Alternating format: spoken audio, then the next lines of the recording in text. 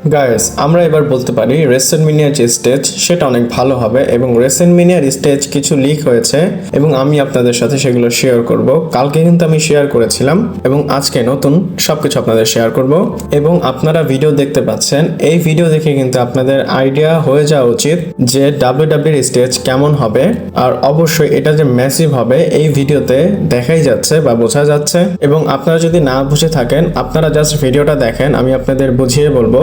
এবং ভিডিও যদি আপনারা দেখেন এখানে কিভাবে কনস্ট্রাক্ট হচ্ছে স্টেজ সেটা কিন্তু একদম ক্লিয়ারলি বোঝাই যাচ্ছে। এবং কালকে যে আমরা স্টেজটা দেখেছিলাম এবং প্ল্যাটফর্ম দেখেছিলাম সেটার উপর কিন্তু আরো একটা আপলিফট প্ল্যাটফর্ম দেওয়া হয়েছে, মানে সেট আপ করা হয়েছে। আর আমি কিন্তু আগেই বলেছি এটা রেসেলমেনিয়া 39 টাইপের স্টেজ হবে এবং আপনারা দেখবেন যখন এটা ফুল অ্যান্ড ফাইনাল হয়ে যাবে ওইরকম একটা ভাইব চলে আসবে। এবং পাশাপাশি কিন্তু আরো অনেক কাজ চলতেছে যদি আপনারা দেখেন, এবং স্টেজ কিন্তু অনেক বেশি উপরে থাকবে, মানে উঁচা হবে। ভিডিও ছাড়াও আপনাদের আমি কিছু ছবি দেখাই তাহলে আপনাদের আইডিয়া ভালো আসবে। আপনারা যদি আপলিফট স্টেজটা দেখেন এটা কিন্তু শুধু সেন্টারেই দেওয়া হয়নি, রাইট এবং লেফটেও কিন্তু দেওয়া হয়েছে। এরপর এই ছবিটা যদি দেখেন এখানে কিন্তু মাঝখানে তারা এন্ট্রান্সের জন্য জায়গা রেখেছে।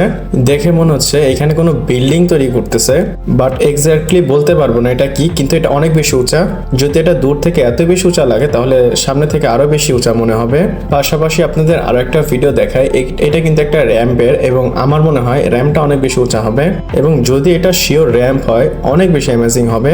আমার কাছে মনে হয় ডাব্লিউডাব্লিউই খুব ভালো কাজ করতেছে, বাট আপাতত ডাব্লিউডাব্লিউ রেসেলমেনিয়া যে স্টেজ সেটা এতটুকুই লেক হয়েছে আর আমি এটা দেখে অনেক বেশি স্যাটিসফাই। আপনারা কি স্যাটিসফাই কিনা আমাকে কমেন্ট করে জানাবেন। আর আজকে অনেক আপডেট দেবো, চলুন শুরু করা যাক। Hello viewers, welcome to Rachel Bangla BD. প্রথমেই কথা বলবো ট্রাবল চিফ রোমান রেন্সের বিষয়। এবং আপনারা জানেন নেক্সট মানডে নাইট রয়ের জন্য সে একদম কনফার্ম হয়ে গিয়েছে এবং মানডে নাইট রয়ের জন্য কিন্তু ডাব্লিউডাব্লিউই অ্যানাউন্সও করে দিয়েছে। এবং এই যে এপিসোডটা হবে মানডে নাইট রয়ের, এটা কিন্তু রেসেলমেনিয়ার আগে লাস্ট মানডে নাইট র। আর এই মানডে নাইট র কিন্তু গো হোম এডিশন হবে। আর এখানে আপনারা অনেক কিছু এক্সপেক্ট করতে পারেন। আর শুধু রোমান রেন্স না, মোস্ট লাইকলি সিএম পাঙ্ক এবং সেথ রলিন্স দুইজনই থাকতে পারে এই মানডে নাইট রতে। আর রোমান যেহেতু আছে মোস্ট লাইকলি পল হেমেনও তো আসবে। মানে এই তিনজন এবং পল হেমেন সহ যদি চারজনকে ধরি, তারা যদি সেম শোতে থাকে তাহলে আপনারা হয়তো আন্দাজ করতে পারতেছেন যে কি হতে পারে। একটা ডিবেট কিন্তু অলরেডি চলতেছে, রোমানের ম্যাচের যে বিল সেটা ভালো না জন সিনা আর কোডি রোডসের যে ম্যাচটা হবে সেটার বিল ভালো। মেইনলি এখানে কোডি রোডস ভার্সেস যে রোমান রেন্সের ফ্যান তারাই ডিবেট করতেছে। এক দল বলতেছে রোমানেরটা ভালো, মানে রোমানের ফ্যান, আরেক দল বলতেছে কোডিরটা ভালো, যারা কোডির ফ্যান। আপনাদের কি মনে হয় আমাকে কমেন্ট করে জানাবেন। বাট আমি এটা বলতে পারি রোমান রেন্সের কনফার্ম হওয়া এই যে মানডে নাইট রয়ের সেটা মেজর একটা মুভ হবে। এবং এটাও বলতে পারি স্ম্যাকডাউনে, লাস্ট স্ম্যাকডাউনে রোমান রেন্স থাকতে পারে, বাট লাস্ট রতে যেটা নেটফ্লিক্সে হবে অবশ্যই ডাব্লিউডাব্লিউই এখানে হোম রান মারবে। আর রোমান এবং পল হেমেন যদি শোতে আসে সেখানে কিন্তু আলাদা একটা ভাইব চলে আসে। আপনারা কি মনে করেন আমাকে কমেন্ট করে জানাবেন। এরপর কথা বলবো জন সিনার বিষয়। এবং আরো একবার জন সিনা ফাইনালি কনফার্ম হয়ে গিয়েছে রেসেলমেনিয়ার আগে শোতে অ্যাপিয়ার হবে। এবং সবাই, মানে যারা জন সিনার ফ্যান বা ডাব্লিউডাব্লিউই দেখে সবাই কিন্তু একটু টেনশনে ছিল যে জন সিনা কি আর অ্যাপিয়ারেন্স করবে না।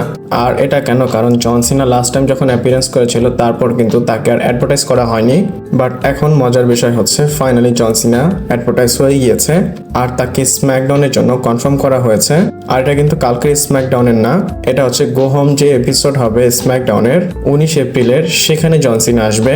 এবং আপনারা এখানে টুইট দেখতে পাচ্ছেন, লেখা আছে John Cena is officially advertised to appear on the final SmackDown in Las Vegas before WrestleMania 41। এখানে ডাব্লিউডাব্লিউই জন সিনাকে অ্যানাউন্স করেছে, বাট কোশ্চেন হচ্ছে এখানে কি কোডি রোডস থাকবে? এটার অ্যান্সার হচ্ছে ইয়েস, কোডি রোডসও থাকবে। এবং আমি ডাব্লিউডাব্লিউইর ওয়েবসাইটে গিয়ে চেক করেছি এবং আপনারা এখানে দেখতে পাচ্ছেন কোডি রোডস, জনসন এবং টিফিনিকে অলরেডি অ্যাডভার্টাইজ করা হয়েছে। এখানে টিফিনির কথা কেন বললাম, এখানে কথা হবে কোডি রোডস এবং জন সিনার, এবং তারা দুজন রেসেলমেনিয়ার আগে যে লাস্ট স্ম্যাকডাউন হবে সেখানে আসবে। আর আমি আপনাদের এটাও বলে দেই, এখানে আপনারা এক্সপেক্ট করতে পারেন ব্রল। এখানে হয়তো জনসন এবং কোডি রোডস আবার ফাইট করবে এবং ব্রল হওয়ার পর যদি জন সিনা আপার হ্যান্ড না পায়, কোডি রোডস আপার হ্যান্ড পায়, তাহলে আপনারা এটা মানতে পারেন রেসেলমেনিয়াতে জন সিনার জেতার চান্স একটু বেশি। অলরেডি আমরা তাদের প্রোমো দেখেছি, তারা একজন আরেকজনকে কিল করেছে, বাট আমরা ফাইট দেখিনি। যদি তারা রেসলম্যানিয়ার আগে একবার ফিজিক্যালি চলে আসে তাহলে কিন্তু দেখতে ভালোই হবে এবং তাদের ম্যাচের হাইপটা অনেক বেড়ে যাবে। আপনারা কি মনে করেন আমাকে কমেন্ট করে জানাবেন। আর জন সিনার জন্য কি আপনারা এখন এক্সাইটেড কিনা আমাকে অবশ্যই কমেন্ট করে জানাবেন। এরপর আপনাদের ব্রন বেকারের একটা ভিডিও দেখাবো এবং আমি কিন্তু শর্টে এটা আপলোড করেছি, বাট আপনারা যদি ভিডিওটা দেখেন ব্রন বেকার এমনভাবে স্পেয়ার মেরেছে মনে হলো যে তীরে থেকে ধনুক ছিঁড়ে দিয়েছে এবং সেই ধনুকটা কার্লিটোর একদম বুকে গিয়ে লেগেছে এবং স্পেয়ার মারার পর ব্রন বেকার যেভাবে ঘুরে দাঁড়িয়েছে সেটা কিন্তু দেখার মতো ছিল। আমি ভিডিওটা আবার প্লে করতেছি, আপনারা দেখেন। এবং আপনারা তো ভিডিওটা দেখেছেন, ব্রন বেকারের স্পেয়ার আপনাদের কেমন লেগেছে আমাকে কমেন্ট করে জানাবেন। আর ব্রন বেকার যেভাবে ফাস্ট হচ্ছে এবং ইম্প্যাক্টফুলের সাথে সামনে আগাচ্ছে, এটা বলা যায় সামনে গিয়ে ডাব্লিউডাব্লিউর বড় মাপের সুপারস্টার হবে ব্রন বেকার। এবং আপনাদের এটাও বলে দেই, ব্রন বেকারের বাবা এবং তার যে আঙ্কেল মানে ব্রন বেকারের চাচা, তারা কিন্তু ডাব্লিউডাব্লিউর ফর্মার রেসলার এবং ডাব্লিউডাব্লিউর হল অফ ফেমার। আপনারা কি ব্রন বেকারের বাবার নাম জানেন? জানলে অবশ্যই আমাকে কমেন্ট করে জানাবেন। এরপর কথা বলবো জেউসো এবং গুন্থারের ম্যাচের বিষয়। আপনারা জানেন মানডে নাইট রতে জেউসো খুব স্ট্রং একটা প্রোমো কাট করেছে এবং তার আগের মানডে নাইট রতে কিন্তু জিমি উসোর উপর ব্রুটাল অ্যাটাক করেছিল গুন্থার। আর এই যে মানডে নাইট রতে প্রোমো কাট করেছে জেউসো, এটা দেখার পর অনেক মানুষরাই এই ম্যাচের উপর ইন্টারেস্টেড হয়ে গিয়েছে এবং এই প্রোমোটা শোনার পর অনেকেই এটা ফিল করতেছে ফাইনালি জেউসো হয়তো রেসলম্যানিয়াতে তার টাইটেলটা জিতে ফেলবে।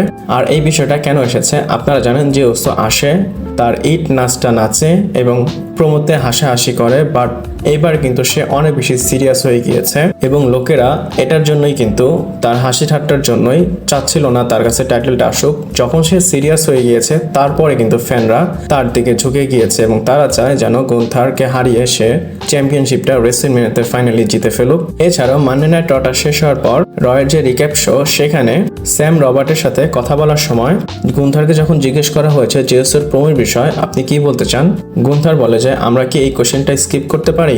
গুন্থার এখানে জেউসোর বিষয়ে কথা বলতে চাচ্ছে না এবং তার ফেসে কিন্তু সেই টেন্স এক্সপ্রেশনটা দেখা যাচ্ছিল, বোঝাই যাচ্ছিল গুন্থার একটু ভয় পেয়েছে জেউসোর প্রোমোতে।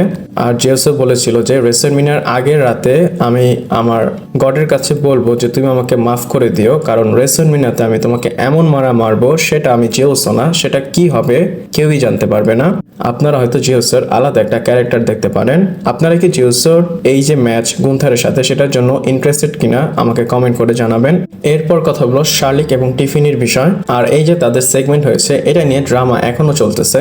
আর আপনারা জানেন এদের যে সেগমেন্টটা হয়েছিল সেটা কিন্তু আনএক্সপেক্টেড ছিল এবং আপনারা এখানে দেখতে পাচ্ছেন ফাইটফুল সিলেক্ট রিপোর্ট করেছে এবং এই রিপোর্টে বলা হচ্ছে ডাব্লিউডাব্লিউর ভিতরে যখন এই সেগমেন্টটা হয়েছিল মানে ডাব্লিউডাব্লিউ রিং এর মধ্যে, তো ভিতরে যারা দেখতেছিল তারা তখন সাথে সাথে এই সেগমেন্টটা দেখার সময় বলেছে ও শিট, এটা কি হলো, একদম রিগ্রেট ছিল এই সেগমেন্টটা দেখে তারা। এবং ডাব্লিউডাব্লিউর মধ্যে তারা মানতেছে মানে ভিতরে যারা আছে এই যে সেগমেন্টটা হয়েছে অফ স্ক্রিপ্ট সেটা একমাত্র শার্লিকের কারণেই হয়েছে। এবং আপনারা জানেন শার্লিক ফ্লেয়ার শুরুতেই পার্সোনাল ইস্যু নিয়ে খোঁচা মেরেছিল টিফিনিকে, আর অবভিয়াসলি টিফিনির কিন্তু ফাইট ব্যাক করতে হবে। একটা মানুষ যদি একটা মানুষের পার্সোনাল কথা বলে অবশ্যই সেই মানুষটা রিয়েক্ট তো করবেই এবং টিফিনি কিন্তু সেই জিনিসটা করেছে।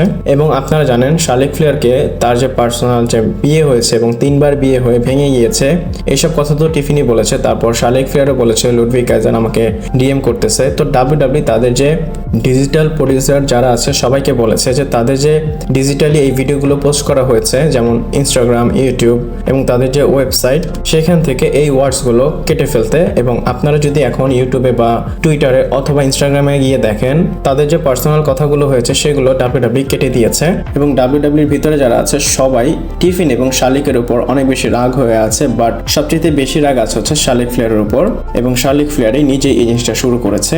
আপনারা এটার উপর কেমন টেক রাখেন আমাকে কমেন্ট করে জানাবেন। এরপর জন সিনার বিষয় বলবো এবং জন সিনার যে ম্যাচ হচ্ছে কোডি রোডসের সাথে আন্ডারস্পিডেড চ্যাম্পিয়নশিপের জন্য। আর এই ম্যাচটা জিতে জন সিনা শুধু 17 টাইম ওয়ার্ল্ড চ্যাম্পিয়ন হবে না, পাশাপাশি সে বড় একটা রেকর্ড তার নামের পাশে অ্যাড করতে পারবে এবং পিছনের 7 বছরে ডাব্লিউডাব্লিউ যে টিভি ম্যাচেস হয়েছে জন সিনার, সেইখানে জন সিনা একটা সিঙ্গেলস ম্যাচ জিতেনি। তো 7 বছরে সে তো একবারও জিততে পারেনি। যদি 7 বছর পর সে রেসেলমেনিয়াতে এবং নাইট 2-তে মেইন ইভেন্টে WWE আন্ডারস্পিডেড চ্যাম্পিয়নশিপ জিতে, সেটা কিন্তু একটা রেকর্ড হয়ে যাবে। এবং আপনারা জানেন যদি সে হারায়, কাকে হারাবে? কোডি রোডসকে, এবং তার কাছে কিন্তু 1 বছর ধরে টাইটেলটা আছে। এবং আপনারা নিজেরা একটু চিন্তা করে দেখেন, এটা যদি জন সিনা করতে পারে কত বেশি হাঙ্গামা হয়ে যাবে। যদি WWE এই স্টোরি লাইনটা দেখায়, আমি তো এনজয় করব। আপনারা এনজয় করবেন কিনা আমাকে কমেন্ট করে জানাবেন। এরপর প্যান্টার বিষয় বলবো, আর যেটা বলবো সেটা অল এলিট রেসলিং এর ফ্যানরা শুনে খুশি হবেন না। আর প্যান্টার ডাইরেক্ট WWE এবং AEW এর কম্পেয়ার করেছে। তো প্যান্টাকে যখন কোশ্চেন করা হয়েছে WWE তে এসে আপনার কেমন লেগেছে, প্যান্টা অ্যান্সার দেয় আই থিঙ্ক, তারপর বলে not think WWE is the biggest company, এবং বলে যে WWE এর মধ্যে যারা আছে তারা ফিল করাতে পারে যে তুমি একটা বড় সুপারস্টার, এবং এখানে যে এনভায়রনমেন্ট সেটা অনেক বেশি প্রফেশনাল। এবং লাস্টে বলে এটা প্যান্টা এরা, এবং WWE কে সে অনেক প্রেস করে। আর এটা বলার পর আমি দেখতেছি AEW এর ফ্যানরা প্যান্টাকে নিয়ে ট্রল করা শুরু করেছে। বাট WWE তো WWE, আপনারা তো জানেন এটা একটা প্রফেশনাল রেসলিং ইন্ডাস্ট্রি। প্যান্টার কথায় আপনারা কি এগ্রি করেন কিনা আমাকে কমেন্ট করে জানাবেন। এরপর ড্রু ম্যাকইন্টায়ারের বিষয় বলবো। আর আপনাদের কিন্তু আমি বলেছিলাম গাড়ির যে গ্লাস সেটা কিন্তু ড্রু ম্যাকইন্টায়ারের চোখে ঢুকে গিয়েছিল, এবং ড্রু ম্যাকইন্টায়ার টুইট করে বলেছে small step in the right direction. এবং এখানে আপনারা ছবিতে দেখতে পাচ্ছেন ড্রু ম্যাকইন্টায়ারের চোখকে পরীক্ষা করা হচ্ছে। এবং আপনারা যে স্ম্যাকডাউনে ড্রু ম্যাকইন্টায়ারকে প্রোমো কাট করতে দেখেছেন, এটা কেন? কারণ ড্রু ম্যাকইন্টায়ার কিন্তু এখনো চোখ নিয়ে সাফার করতেছে, তাই WWE তাকে ফিজিক্যালি নিয়ে আসতেছে না। আই হোপ ড্রু ম্যাকইন্টায়ার যেন তাড়াতাড়ি চলে আসে। এরপর হিকুলিওর বিষয় বলবো। আর আমরা হয়তো ডেট জানতে পেরেছি হিকুলিও কখন WWE তে আসবে, এবং আপনারা জানেন WWE 1 বছর ধরে তাকে সাইন করে রেখেছে, বাট এখনো সে অ্যাপেয়ার হয়নি। কিন্তু রেসেলবোর্স আপডেট দিয়ে বলে হিকুলিও এক্সপেক্টেড আছে NXT তে আসবে। আর NXT তে কবে আসবে? রেসেলমেনিয়ার পরে সে NXT তে চলে আসবে, এবং আপনারা মে এবং জুনে NXT তে তাকে দেখতে পারবেন। আর একটা কথা বলি, এই যে ব্লাড লাইনের স্টোরি 5-6 মাস ধরে দেখেন একদম অফ হয়ে গিয়েছে, কেউ এটার বিষয়ে কথাই বলতেছে না। এবং 5-6 মাস আগে এটা নিয়ে কত হাইপ ছিল। WWE ভালো একটা স্টোরিকে একদম নষ্ট করে ফেললো। আপনাদের কি মতামত এই ব্লাড লাইনের স্টোরি এবং হিকুলিওর বিষয়ে আমাকে কমেন্ট করে জানাবেন। এরপর সেথ রলিন্স, CM পাঙ্ক এবং রোমান রিন্সের বিষয় বলবো। আর ফ্যানরা বলতেছে এটা অনেক বেশি হয়ে গিয়েছে। আর সেই বেশিটা কি? সেটা হচ্ছে সেথ রলিন্সের ফেভারের জিনিসটা এই স্টোরিতে নিয়ে আসা, এবং এই ফেভারের বিষয়টা অনেকদিন ধরে চলতেছিল। মানে ফ্যানরা বলতেছে যে এই যে ফেভার, এটা অনেকদিন ধরে চলতেছে, তোমরা আমাদের বলনি, বাট যখন বলেছো তখন তোমরা আবার সেথ রলিন্সের এই যে ফেভার সেটা জোর জবরদস্তি এই স্টোরিতে ঢুকিয়ে দিয়েছো। এক কথায় ফ্যানরা বলতেছে এই অ্যাঙ্গেলটা কেন দিয়েছো সেথ রলিন্সের, যেখানে ফেভারের কথাটা চলে আসবে। এইখানে আমি যদি আমার ওপিনিয়নটা বলি, আপনারা দেখেন অলরেডি কিন্তু সেথ রলিন্সের কথা হচ্ছে যে হয়তো সেথ রলিন্সের সাইডে পল হেমেন চলে আসতে পারে। তো আপনারা জানেন এগেন WWE চিন্তা করেছে। আর ট্রিপল এস তো টুইটার দেখেই সে দেখেছে যে সেথ রলিন্সের অ্যারাউন্ডে কিছু একটা চলতেছে, তাই স্টোরিতে সে এই অ্যাঙ্গেলটা ঢুকিয়ে দিয়েছে। আর যদি সেথ রলিন্সের কাছে পল হেমেন চলে আসে, এটা কিন্তু ওয়াও ফ্যাক্টর হবে। আমরা সবাই চিন্তা করতেছি হয় রোমানের কাছে পল হেমেন যাবে, না হয় CM পাঙ্কের কাছে পল হেমেন আসবে। বাট যদি সেথের কাছে যায় সেটা অনেক বেশি শকিং হবে। এবং আমি যখন আপনাদের আরো 3-4 মাস আগে বলেছি WWE প্ল্যান করতেছে Roman versus CM punk versus Seth Rollins, সেখানে কিন্তু পল হেমেনের ভালো একটা রোল হবে। আর এখন গিয়ে দেখেন তার যে ইম্পর্টেন্ট এই স্টোরি লাইনে সেটা ফিল করা যাচ্ছে। এবং রেসেলমেনিয়া শেষ হওয়ার পর কিন্তু এই স্টোরিটা আরো বেশি প্রোগ্রেস হবে। আর WWE এভিডেন্ট দেখানোর চেষ্টা করতেছে যে এইখানে পল হেমেন কি করবে সেটার উপর ডিপেন্ড করে এই ম্যাচের রেজাল্ট। বাট এইখানে কে জিতবে আপনাদের কি মনে হয় আমাকে কমেন্ট করে জানাবেন। ভিডিওটা এই পর্যন্তই ছিল। ভালো লাগলে লাইক, কমেন্ট, শেয়ার, সাবস্ক্রাইব করে পাশে থাকবেন। পরবর্তী ভিডিওতে আবার দেখা হচ্ছে।